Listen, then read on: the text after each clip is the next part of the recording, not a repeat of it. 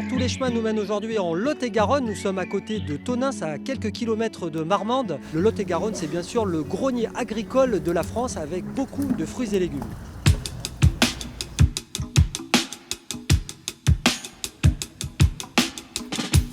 Et parmi les cultures maraîchères qu'on trouve en Lot-et-Garonne, il y a bien sûr la fraise, mais il y a aussi la prune, à partir de laquelle on va fabriquer le pruneau. Un pruneau d'Agen, donc c'est fait à base d'une prune, donc la prune dente, qui est une toute petite prune violette, récoltée entre le 15 août et le 15 septembre à peu près, qui va être ensuite séchée pendant 24 heures dans un four à 75 degrés.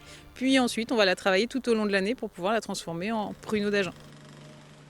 Alors Vanessa, voilà, on se trouve dans le laboratoire de conditionnement. Qu'est-ce qui se passe ici concrètement? Alors, il y a eu une première étape où le pruneau a été réhydraté. Donc là, il est sec, il a été séché à 24 heures, il est sorti du four. Il a été baigné dans un bain d'eau à peu près une petite demi-heure pour se regonfler et être mangeable. Le pruneau a des valeurs qualitatives qui sont assez connues, notamment pour tout ce qui est digestif, mais pas que pour la digestion. Alors quels sont ses bienfaits? Alors, un pruneau, il y a 54% de glucides dans un pruneau. Dans vos 54% de glucides, vous avez du glucose, du sorbitol, du fructose, donc c'est des bons sucres. Le sorbitol permet, par exemple, de lutter contre le scorbut, tout simplement. Ce qui est très bon pour le transit, c'est le jus de pruneau. Moi, je confirme, quand j'ai eu des mal de ventre, on m'a souvent dit bois du jus de pruneau, et c'est efficace. 3 kilos de prunes, on fait 1 kilo de pruneau. Il y a du tonus dans le pruneau, c'est ça qui nous rend costauds. Il y a sur place ici un musée, le musée du pruneau. Donc, les gens qui viennent faire une visite au musée, ils ont 1h15, 1h30 de visite et ils vont apprendre toute l'histoire de la prune du 12e à aujourd'hui.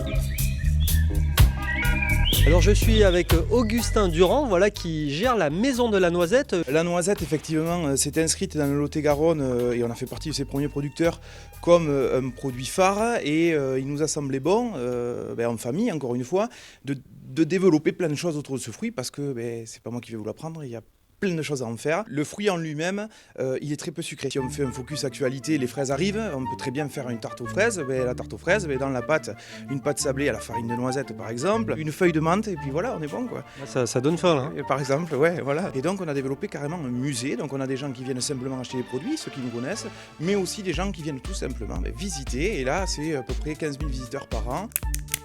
Alors avec Augustin, on a revêtu la blouse de travail, on est ici dans le laboratoire et là on voit toute une gamme de produits faits à base de noisettes, Augustin. Ce que je te propose, c'est que j'en fais quelques-unes, je te montre et puis après c'est toi qui te mets au boulot quoi. Oula, alors faut que je regarde bien comment tu fais alors. Bon, je vais te laisser continuer, Des macarons plus qu'artisanaux. Voilà. Mais moi je mets la double dose, ça va être...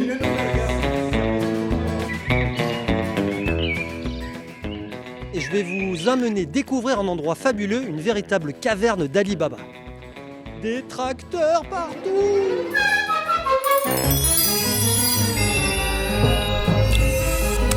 Alors, nous sommes avec la famille L'Église et ils ont un point commun, c'est des passionnés de... tracteurs!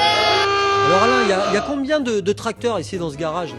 Alors ici, il y en a 70 qui sont des tracteurs anciens. Alors on trouve des tracteurs qui sont d'origine américaine. Et ensuite, ici, on a du tracteur allemand, du tracteur anglais, italien, un peu de tout, de tracteurs européens. C'est une tradition familiale, puisque du papa, vous-même, votre femme, vos enfants, tout le monde a la passion du tracteur. C'est viscéral.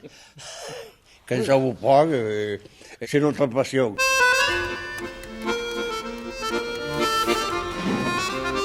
Quand on est jeune, qu'on travaille avec des bœufs et qu'on entend un tracteur, on rêve de travailler avec. Vous savez, des choses comme ça vous accroche.